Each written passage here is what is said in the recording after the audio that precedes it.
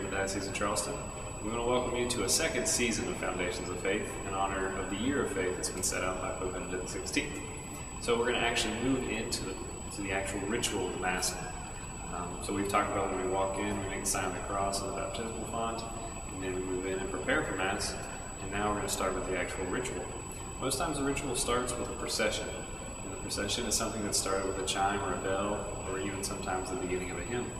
And it can be long or short. It's always there. It can start from the back, or it can start from the front of the sacristy and come out of the front.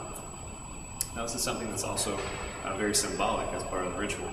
Oftentimes it's representative of our earthly pilgrimage. So every time we have this representation of Christ being led in, his people and moving through. It even harkens back to the Old Testament. Many times we see a cloud or the Ark of the Covenant going before the people of God as they walk through on their pilgrimage to the desert or to the Promised Land. And that's something at each Mass we should be reminded of.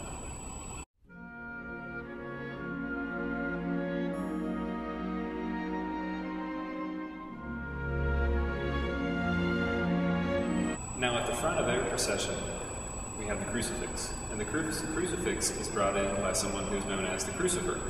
And basically that just means an altar server who is bearing the cross. And this comes in at the front of every procession, except for in a solemn Mass. Many times you'll see the thurifer. The thurifer is the altar server who has the thurible, which holds the incense. And this just comes from a Latin root meaning incense. So these are just two words you might hear in connection with the procession. Now the procession is just a reminder for us at the beginning and end of every Mass, led by our Savior, as he comes in as a reminder of who we are following and what he has endured to save us. So, thank you for coming in today to see with us in the chapel, and we hope to see you next week at Foundations of Faith.